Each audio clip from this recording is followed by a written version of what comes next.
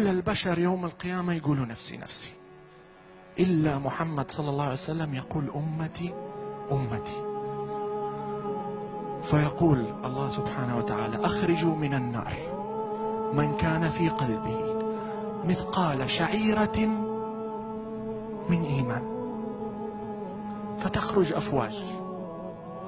فأعود مرة أخرى إلى الله سبحانه وتعالى وأسجد وأطيل السجود، فيقول الله سبحانه وتعالى ارفع رأسك يا محمد وسل تعطى واشفع تشفع.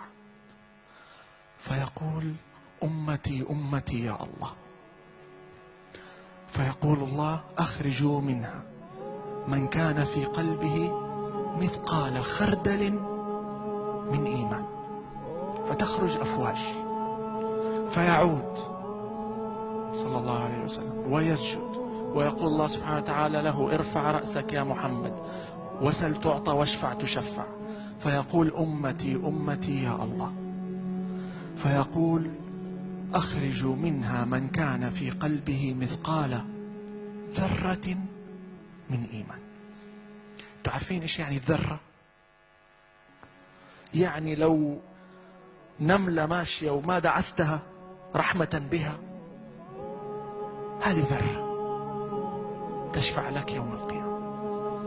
ثم يقول هنا الشاهد في القصة، وهذه آخرة وهذا في البخاري.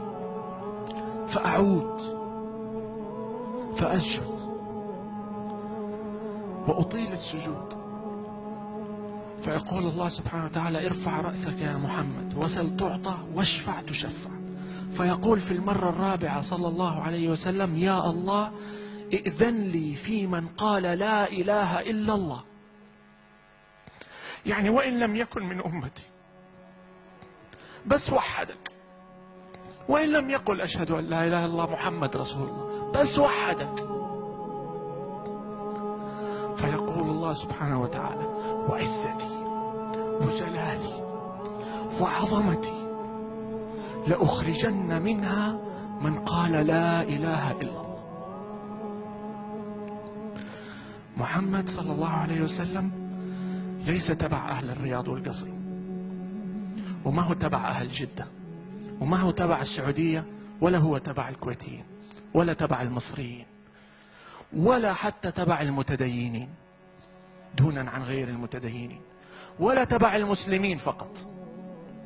محمد صلى الله عليه وسلم عالمي، ويحمل في قلبه رحمة ليست للمسلمين، للعالمين، وبذلك كان خير البشر عليه الصلاة والسلام.